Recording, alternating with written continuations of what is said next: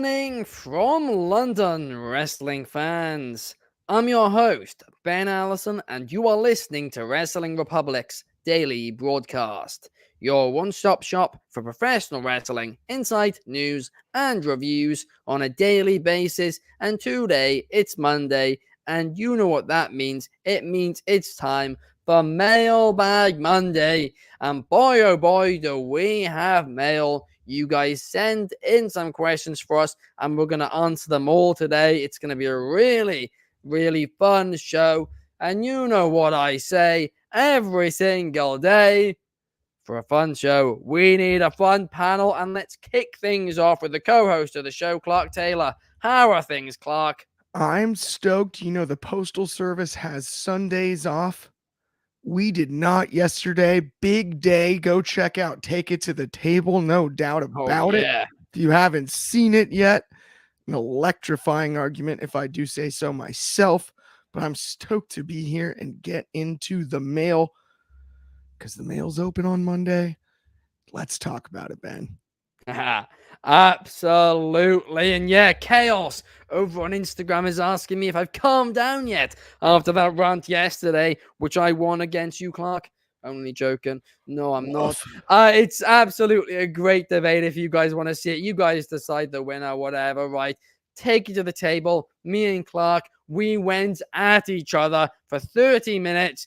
It's an intense 30 minutes, guys. Honestly, I cannot recommend it enough. Check it out after the show today. But we have quite a few comments here on Instagram too. We have Hatim Quillon saying Republiholic. You're back again. Hello, Yes. welcome to the show. Republiholics. Republiholic. People seem to be calling themselves now who are fans of the Wrestling Republic. I'm guessing that's going to catch on. But we got Bobby Petito saying, I hope you guys are having a great Monday. I hope you're having a great Monday as well, Bobby. But also joining us today, last but certainly not least, we have the Tuesday Night Delight who's turned up a day early. How are you, Shad? Throw them twos up. I am good, Ben. I've had an eventful weekend. I got to meet the lovely, legendary Trish Stratus over at a con on Saturday. That was a pretty surreal moment, as well as Lita, Dolph Ziggler. Awesome for myself as a wrestling fan. But I'm good, man. I'm ready here to talk Mailbag Monday. I love Mailbag Mondays. It's a definite fun show, a little different than what I usually do with the reviews. So let's get into it. Absolutely. And we've also gotten No Way Gamers Chronicles saying he's a Republiholic as well. I mean, This is really catching on, and I hope you're having a great day. I mean, those. That is gold. Can't stop, won't stop. Republiholics. Reminds me of the Jericho Holic. You know, he used to call himself. Oh, no. You had to go and ruin it, Charles. Well, we've got the Kobe Maniacs, so we can't have the Republimaniacs. It's the Republiholics. My bad. It's an addiction. It has nothing to do with Chris Jericho. Leave that in Y2K. At least we're not the Republic crybabies. Got him. Oh no, that's what the comments are gonna start saying now, aren't they? They're gonna be like, oh, let's not get into all of that. But let's jump straight into the first question from @C Podolsky, who's asking, who is better, Randy Orton or CM Punk? Now, I'm not gonna lie, this is quite a random topic, but a really interesting one nonetheless. I mean, I've never sat down and asked myself before, who's better, Randy Orton or CM Punk? But I'm a fan of both guys. But for me personally, I'm going to go with CM Punk. And the reason for that, I know it's a royal take, but I'm going to go. That heart grow fonder. Oh, no, I mean, listen, the reality of it is Randy Orton, when I was a kid, I didn't really like. I thought outside of the RKO, he was a little bit boring. He didn't do much that I enjoyed, and he was just in a feud with John Cena, and he had 10 million matches with him every other week on television as I was a kid. I was also more of a SmackDown guy. As a kid, like I've said before, I hated CM Punk. I was actually scared of him. I was scared to go to these shows. I thought I'd have my hair shaved off. But made me invested. And then a couple of years later, when I got back into wrestling, he was no empathy from the two bald guys over here. And a couple of years later, when I got into wrestling, once again, a couple of years on, he was in the middle of his Summer of Punk and all of that, and I loved it. It was in the middle of the John Cena feud. I was drawn in, then the Nexus feud as well. It was just really thoroughly entertaining. Then when I came back to wrestling once again in 2016, he'd gone away. For 7 years. 7 years. And then he finally returned, and I never thought he would. And the thing about it is, right, now I've grown older, I have a better understanding of professional wrestling. I love Randy Orton. Don't get me wrong for a second about that. But since I was a kid, every time I've seen CM Punk, one way or another, he's made me feel something. And not just boredom. Like, he's made me feel either annoyed, frightened, terrified, happy, enjoyed, whatever the emotion. He's made me feel something, whereas Randy Orton hasn't always made me feel something. But again, I missed the best of Randy Orton, I'd probably say. Clark, what's your thoughts? I think almost anyone that's gambling on the answer to this question had CM Punk for me as my answer, considering my Chicago background. But absolutely not. It's Randy Orton, and it's not close that it's Randy Orton. It's really, there's no argument. If we're looking at promotionally and building personal fan base, CM Punk is excellent at that. During his 7 years away, Randy Orton dealt with difficult scenarios working every single week at this craft. You cannot take that away from Randy Orton. It's unfair, because if Randy Orton goes away for 7 years, just like Edge went away for a decade, just like Bryan Danielson had to go away for a long time, we want him back badly. In fact, we just saw him go away for 2, and that pop was huge. It was. Upon his return, they tried to overshadow him with Punk that very night. That's the only argument you can make in Punk's favor when it comes to the way I feel about it, because the difference is, for more than 7 years, if you include the AEW time, the idea that CM Punk would ever make an entrance or be in a WWE building was off limits. That's unique to Punk. If Randy Orton shows up in AEW, that building implodes. Oh, yeah. That building goes ballistic. If he shows up in New Japan, the same thing happens to a different extent, but either way, right? Randy Orton is the answer because of the sustained success over a long period of time. And if CM Punk had to deal with the same circumstances that Randy Orton did throughout his career, I don't know that he executes as gracefully as Randy did.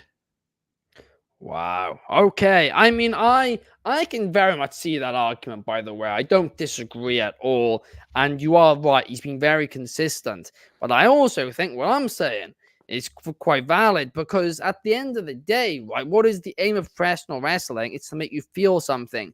And Randy Orton has done that several times throughout his career, especially in the early days. Heel Orton's always been the best, but he's so good at making you feel something as a heel. But CM Punk, babyface or heel, he makes sure you feel something. Orton Foley, the longevity. Think about that. Backlash, Orton Foley. The longevity that gives Orton a nod for me. That's the difference, because it's not just, they've both been around for a long time, for including like the ROH work and everything, like the TNA work. I mean, remember he was in, Serotonin in TNA with Raven and who was it? Was it the guy that was Sick Boy? I think maybe was the other. You're going before my time. Actually, yeah, that's know that. Gonna be like way early. But yeah, that was like the first time I ever saw CM Punk, and then I kind of caught on to his stuff in ROH, which was his better work for sure.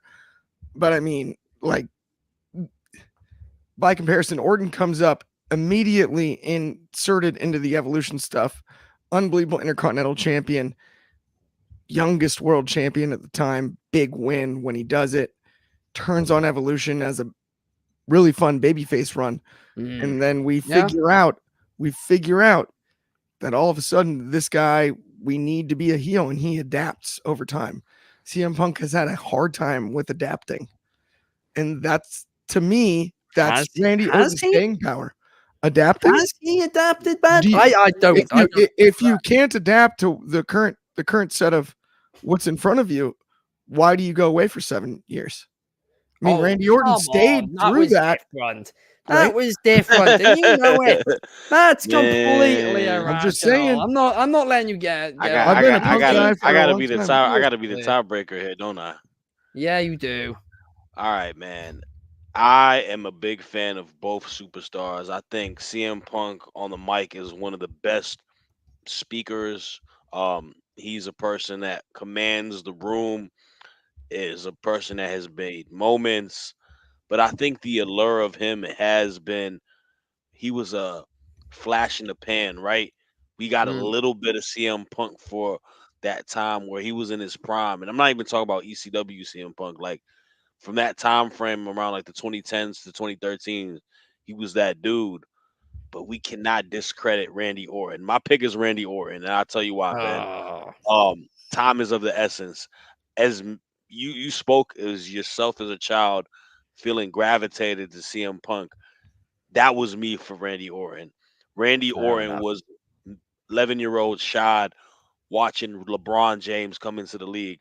That dynamic rookie, the guy who was young, looked like $1 million, was aligned to the most dominant faction that I hadn't seen in a long time in Evolution, becoming the legend killer, growing into his role. 09, bald-headed Randy Orton, one of the most dastardly, villainous heels in wrestling history, to, just throughout these years still being a good wheel to help this WWE train moving, even talking about playing both ways, man, like being able to work with Matt Riddle doing the whole RKO bro stuff. Like Randy has developed. He went from legend killer to legend. That is unheard of, man. Legends. And he's still just killing it in general. This is a guy that, looks like a straight beast now, super yoked, super jacked, and we as fans can't ignore that. I love CM Punk. I think he is one of those, like, if I had to compare it to music, man, it's kind of like how you have an artist like Kendrick Lamar, right, who doesn't drop a lot of music so often, but like you're fiending for it, and you just want it, and when he does something, you're instantly in amaze. Randy is kind of like Drake, right? He's been consistent all these years. He gives you something solid through the entire decade. He's always going to play the best hits for you. He's going to find ways to reinvent himself. I got to go with Orton, man.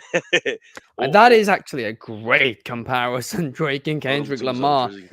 And yeah, we got Drizzy in the comments throwing those twos up. So is David Marge. And so is Bobby Petito as well. But we have quite a few comments here that I want to acknowledge. We have a Nowhere Gamers Chronicles saying Randy's work ethic is incomparable. I'll agree. I'll agree on that. I mean, for me personally, it's actually again, to Shad's point, the Drake and Kendrick Lamar comparison so perfect.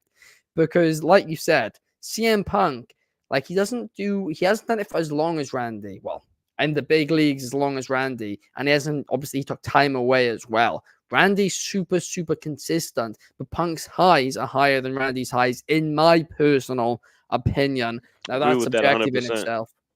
Coach 23 saying that they're both great, but 2009 Orton was the best for him. Julio De Niro. Yes, I was going to say thank you for reading that one, because it's Julio De Niro is who the other guy was. It's an iconic group. Honestly, it's funny because the other comment is about the TV thing. This thing only plays DVDs, man. It's really old television. So like that's not even a choice.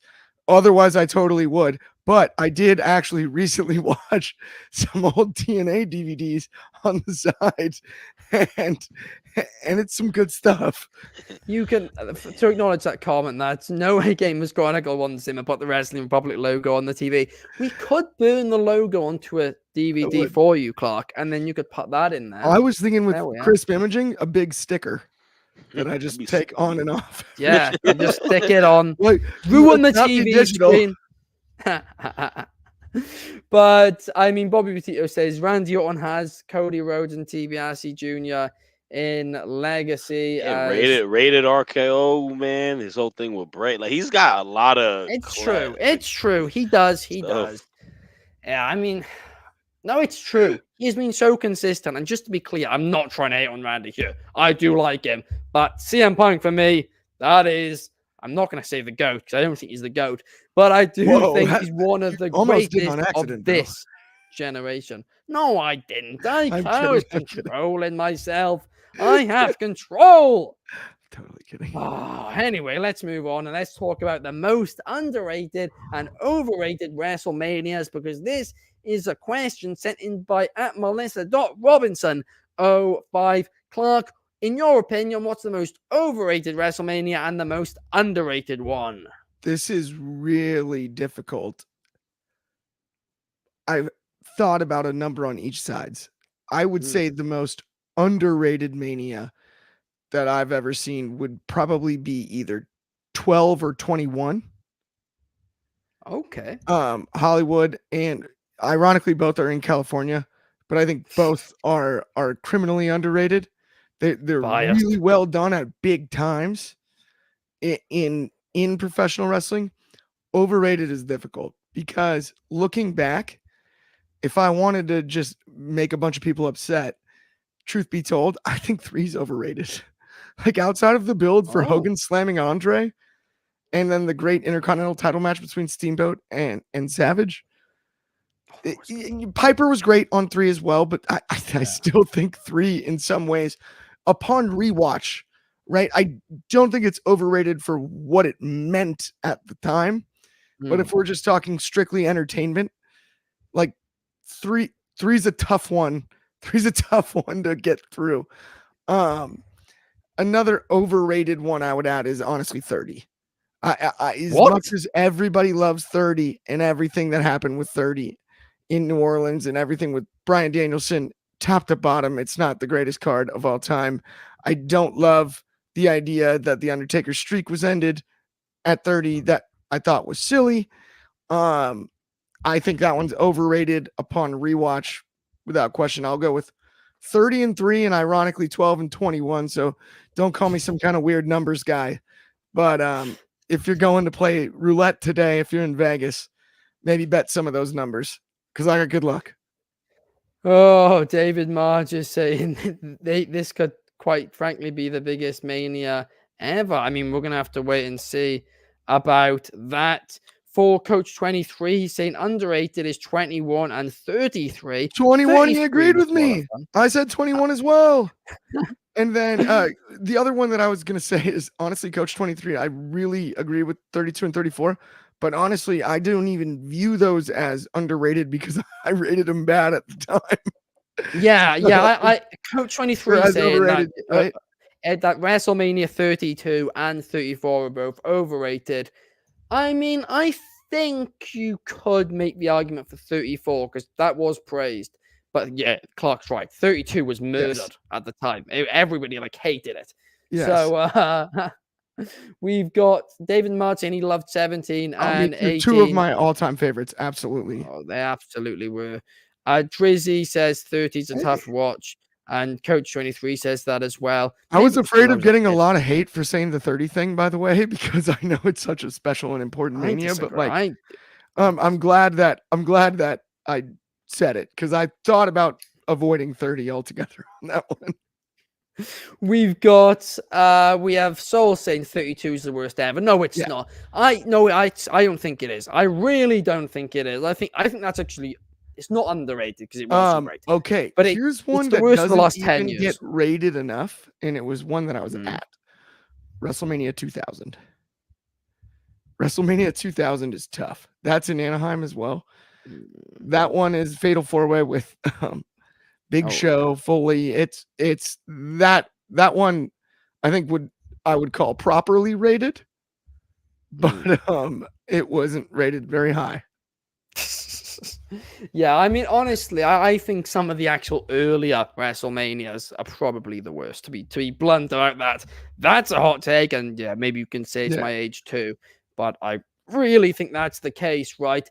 But one thing that I don't think is an age thing is I think we're kind of just all sick of there being so many links everywhere, and you guys know what I'm talking about. Next level, our links, all of our links, all of our social media links and posts, all in one place, and that is on the Next Level app. You can go to nxconnect.me/Wrestling Republic to see all our content across all platforms, linked it all in one place. The links in our description as well. And just in case making your life easier for free wasn't enough, well, you can also enter their giveaway, and they are giving away some WrestleMania 40 tickets for night 2 and the Raw after WrestleMania, and a hotel for the 2 nights as well. And this tailgating, there's other bonuses too. You guys click that link, you scroll to the bottom, you press the button saying giveaway, and it'll tell you everything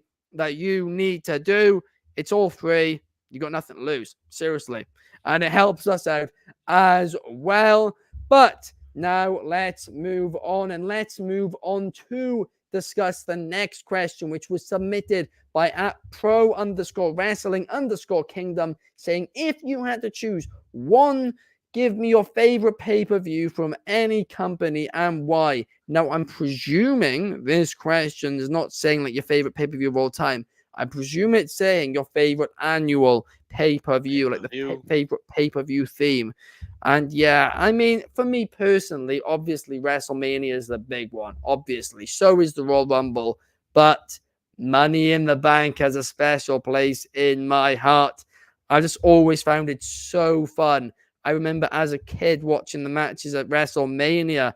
I was just so, it was one of my highlights of WrestleMania actually. And then when it became a pay-per-view, oh, it only went up to another level. I got to see it with Chaos this year, and it was a banger to see it in person. Bucket list thing ticked off. But Shad, what about you? What's your favorite pay-per-view? For me, it's gonna have to be the cop out, the biggest spectacle of them all, WrestleMania. WrestleMania is the Super Bowl for us professional wrestling fans. I think for the longest time, obviously WWE being the long-standing wrestling promotion, you always were excited and waiting to see what happens going into Mania season. It always seems like things get kicked into a new gear, and the storyline starts to progress. You get to get the main stage matches. You get the winner of the Royal Rumble getting that main event match. And as of recent times, we've implicated it with two Rumble winners. You get an opportunity to see a women's Rumble winner get her opportunity as well as a male. I always like that. It just feels so special. The aura of it feels so important. And what has been the most like fascinating part of it is that it's really become like a weekend long thing. Like you guys can attest to it. Y'all went to it Yeah. last year. You know, a lot of other wrestling promotions take advantage of it. A lot of independent shows throw shows during the weekend. I mean, I've seen so many flyers of independent shows running in Philly coming up. You got Wale Mania, which is super fun. You get to, blend the beauty of hip hop and a lot of, different talents from different promotions all coming together, celebrating. It's just a good time, man. All the great moments we seen. The ring gear is always top notch. You're always looking for that big entrance. Last year, you saw the Dom one, Oh Bianca. yeah. These big time moments. Bianca, Sasha Banks. It's one of those special moments, and I feel that it's got to be the top of the top. I do like Royal Rumble a lot too because I think it's a lot of fun. The Rumble itself is always a blast to watch match wise, and it's something different. That's the beauty of it. Even with you saying Money in the Bank, it's like it makes it feel special on those annual shows that there's something that sticks out for it, and there's a stakes to it, right? Money in the Bank, you know you're gonna get the Money in the Bank ladder matches. There's high stakes to it. Royal Rumble, but everything kind of feels paid off at Mania. So if I had to pick it, it'd be Mania. If I had to also give an honorable mention though to my good people in AEW, I love AEW Revolution. I feel they Ooh. always Oh, I feel yes. They're always good. they always tend, especially these last 2 years, I feel like they always tend to build it up to be something so fun for us wrestling fans. And another honorable mention, a lot of people might not agree to it, disagree it, and it may not be my favorite, but it's something that I have enjoyed and liked a lot, and I'm excited for it this summer. I do like Forbidden Door because Oh, yeah, that's good. it's something different, and it's blending international superstars and different promotions with AEW. That's why I like AEW a lot. Tony Khan Mm. has that working relations with other people. But yeah, but Mania takes the cake for me. No doubt about it. That is a great shout. We have Bobby saying Slammiversary and Money in the Bank, while Drizzy says he's an NXT guy, so NXT War Games is his Ooh. favorite. RIP to that, though. It's now on the main roster. The main roster stole it. Don't take it away from us, But Ben. They might bring it we've back. Regal's back. who knows? Clark's also given his in the comments. He's saying the That Rumble. was my assistant. Clark, it's not even your topic. It's my Ah, assistant. I was he's trying to engaging the steal your viewers. spotlight. I Ah, can't wait Over to here, and comment. I can't I'm wait to working comment on. overtime while it's my time to rest. I should have commented on Clark's topic. Ooh, David Nard I is like saying that one. ECW One Night Stand. ECW one night stand. That is a phenomenal shout, David. No doubt, Coach 23 agrees as well. Stand delivered too. Honestly, blood and Oh, look, guts as well. I mean, that's not pay per view technically, but it's still. all out and Rumble for me. In case Bobby anyone was said wondering, actually, what my thoughts were. Bobby said Stand and Deliver, and that's a great one as Oh, well. You know, that's all true. Good Stand one. It's only a Delivers of few weeks away as well. yep. That's gonna be Oh my exciting. gosh, David Munch said Road Wild. That's hilarious. I'm sorry. Anyway, on that note, That let's made me move laugh. on. And let's move to the next question. In fact, I'm able to put you all back on screen because it's another everyone question. And We this can all talk everyone about it. question, pardon? I said we can all talk about it. Yeah.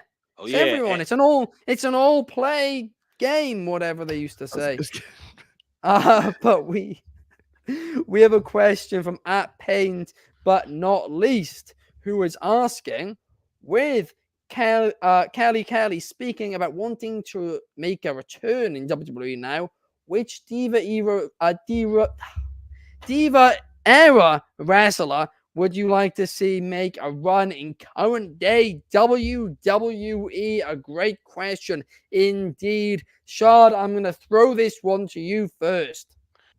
first and foremost, paint but not least, that is my beautiful wife's Etsy shop. Y'all should shop with her. She makes amazing stuff. Hey. This isn't a commercial ad break. I'm sorry, guys. Anyways, I was thinking long about this, and the first person that came to my mind is Melina. Melina to me is a like if you would have had her in this era of professional wrestling with how women's wrestling is booming right now, I think she would have been a megastar. Melina had the look, Melina had the athleticism, she had the pizzazz, everything to it. Was a great talker, super confident.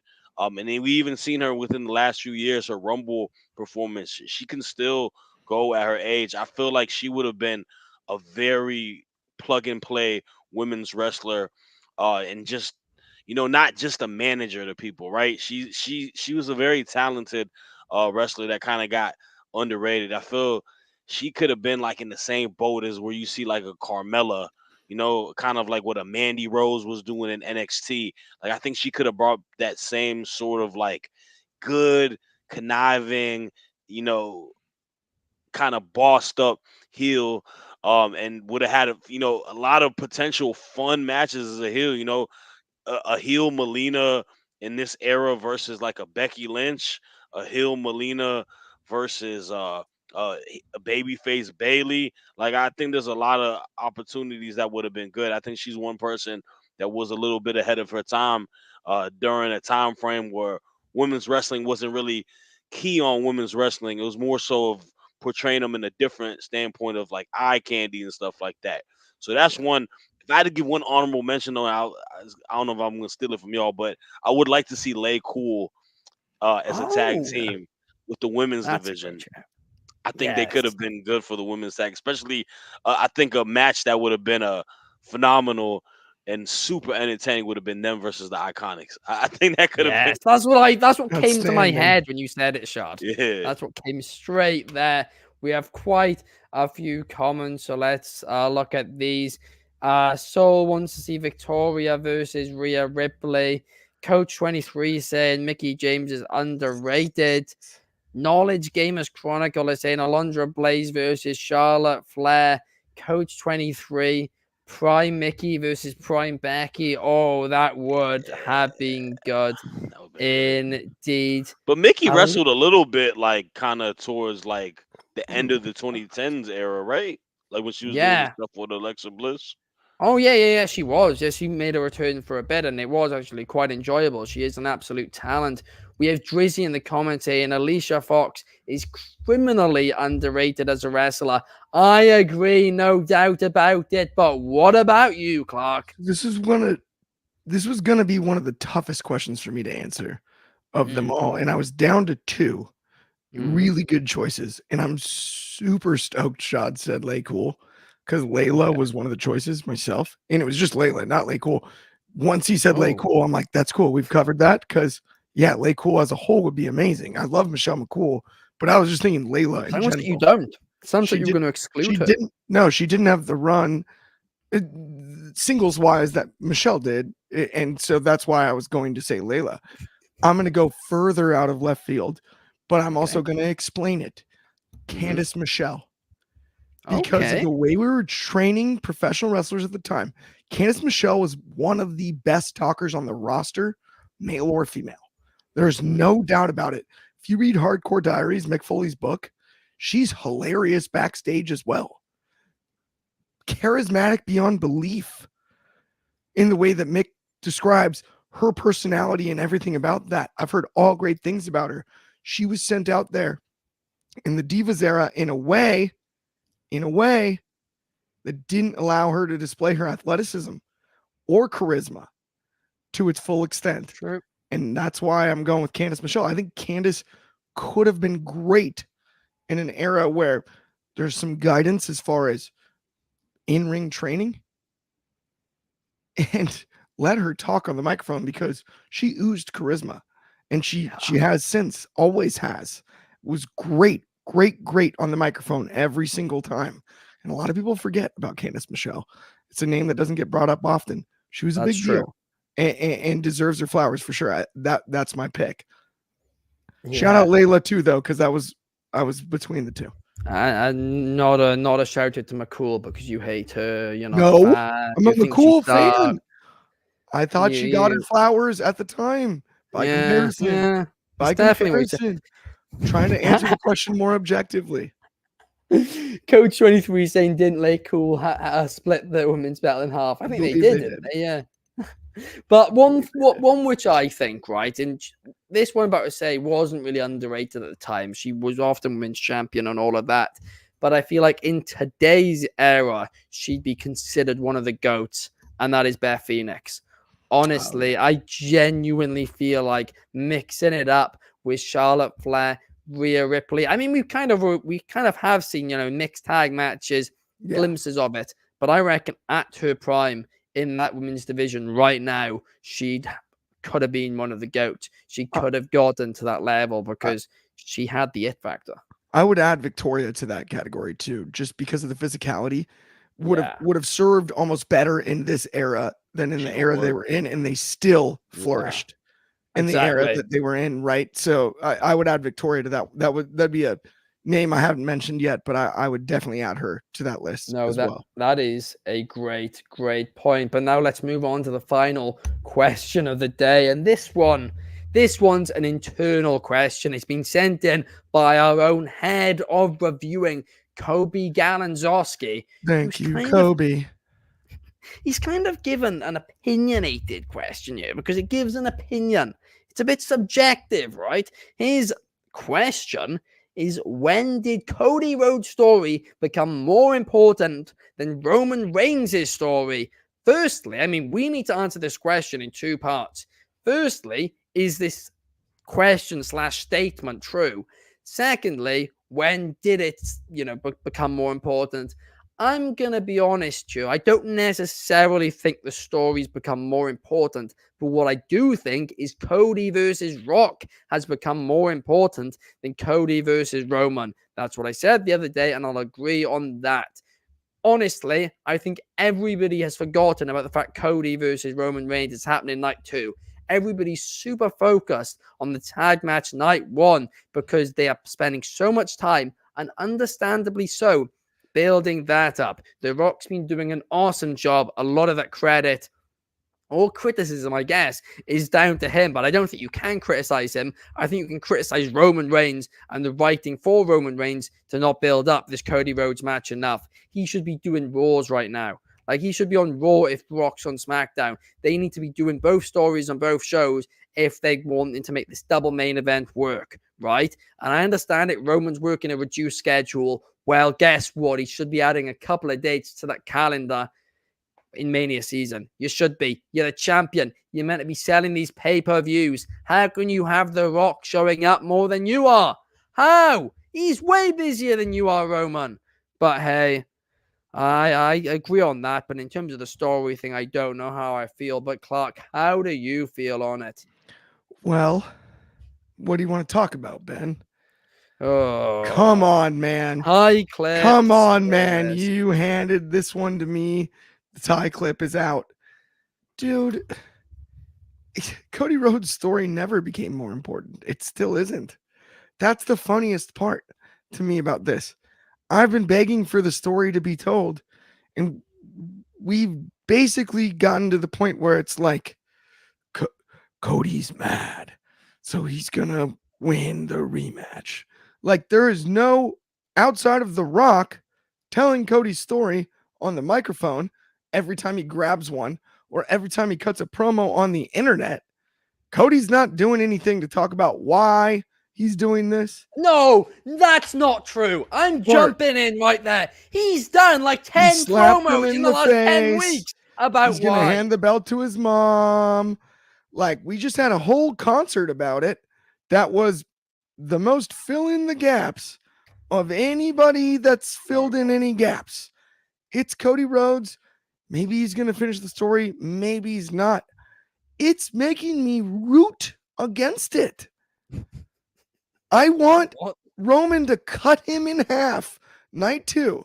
And for one of the greatest booing cities in all of America to shower with boos.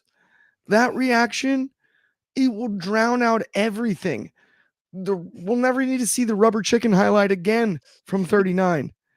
It will be boos on top of boos. The boo birds will be flying at WrestleMania 40, and it's still not more important than Roman Reigns' story.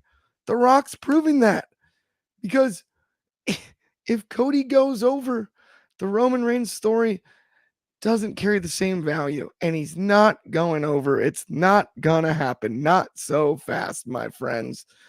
Not this time. Clark. Roman Reigns, once again, dead in the center of the ring. He's gonna cut him right in half with a spear. Just wait. Clark. Honestly, were you the one who did the last 5 WrestleMania theme songs? Because you seem to be blinded the lights right now, because honestly, Cody has told the story over. It's Monday. It's not the weekend. Again. He's done everything you could have asked for him. I understood your concern last year, and I understood your concern between last year's WrestleMania and the Royal Rumble. But since January, every week, Cody is saying who, what, where, why, how, whatever. The 5 W's and the random H. He's doing them all. He's explained it every single week on TV. He's getting talked down to and talked over by his buddy in the clown suits with the big shoes. No, he's not even been involved in half the segments. I mean, Roman laughed in his face when Seth stepped in to accept the challenge instead of Cody. Oh, I Roman mean, laughed in his face. In his face. Think about he it, dude. did, but like that's the point. Like, Laughed, you can say giggled. what You Brock's gonna child, you be couldn't right, even whatever. speak for yourself. Seth talks in his whatever balloon animal outfit. It's all good now. I I don't they'll work both nights. We'll see what happens. I'm telling you, if it's Clark Taylor booking, 1, 2, 3, dead center of the ring, guys cut in half. Finish the story later when you can really tell it.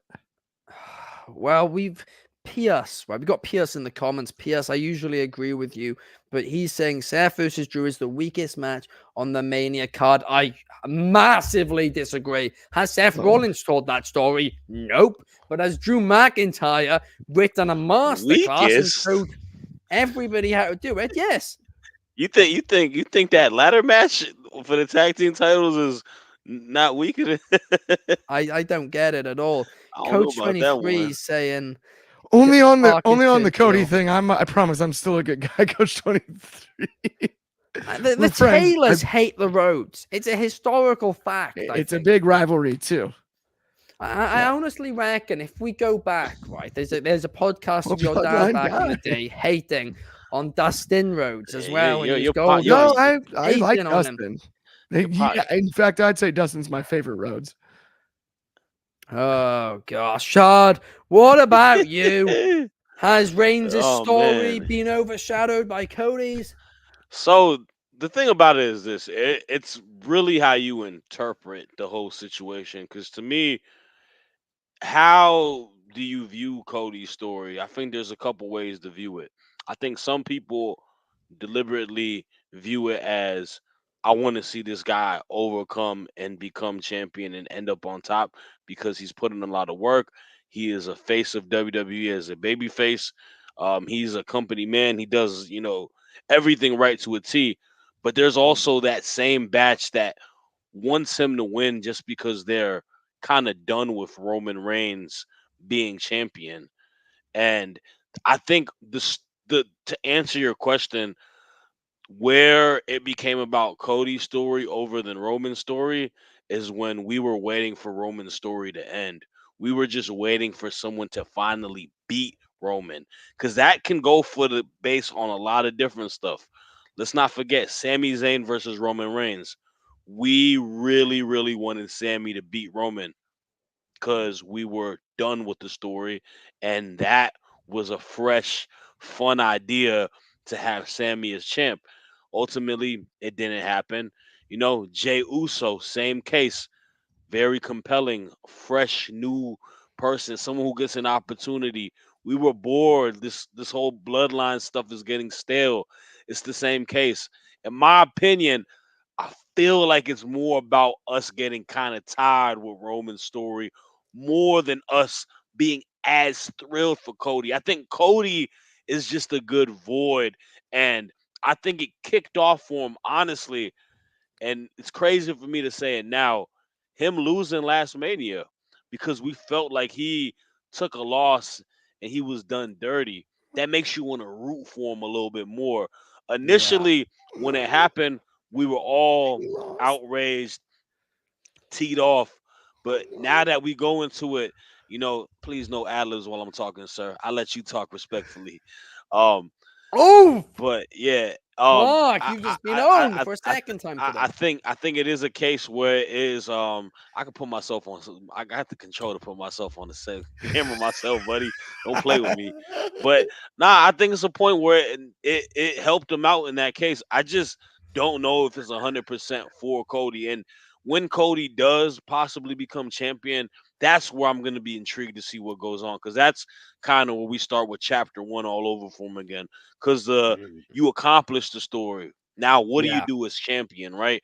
How are you going to keep the fans, standing by you as a champion? Because fans get bored of champs so easily. Like, there's sort of a notion that we want new champions all the time. And maybe that may be the case for WWE, where they've allowed champions to hold the title longer reigns than normal. But you got to put in the work for it, and I'm curious to see what happens. Obviously at Mania, I don't think that he's gonna lose at Mania. I do think he's gonna win. I'm just excited to see what happens after that, because when Roman does lose, you're gonna see him off TV a lot for a lot longer. And at that point, do we be like, hold on, wait. I No, don't want let him to me tell. leave. I'm gonna miss him. It's all good. But anyways, that's all. Absolutely. No, I mean, Clark, I mean, you become known today Now I turned as heel the officially. as the cap guy. Meanwhile, Shard's become known as the beard man, and the beard man is No, on I point actually according think to I Nowhere's. think the mess up was cooler. The bread man. Thank you, bro. The The bread bread man man. was dope. He's the I beard like and the the bread original man. one before the correction. Yeah, Shad the bread man, get those twos up. I use all the beard oils and stuff to make this joint look good. So appreciate it, bro. I need to get on some of that. I'm trying to grow mine out, and it's going, in the words of MJF, mid. But David Marge is gonna flip out if the tribal chief loses. Okay, wow, I didn't see that coming, David Marge. But I'll agree with you on that one, purely because I want to see Chaos have to shave his hair. And so everybody can say I'm right. But in all seriousness, I want Cody to win. I just don't think he will. But I mean, honestly, all these comments today, they have been wild. That is for sure. And on that note, I think we're just going to have to leave it. Is that Thank you. science? Thank you. Thank you to everybody who's commented. We really appreciate all the comments on all the platforms today. You guys have killed it there. Please like and subscribe as well, and wherever you're watching the show. Thank you to Clark. Thank you to Shard as well. Or thank you to the cap guy. Thank you to the beard man. But we will see you guys tomorrow. Watch Take It to the Table if you haven't. Tomorrow, the Raw review and NXT off the air following NXT. Throw those twos up. But we'll see you guys then. Peace.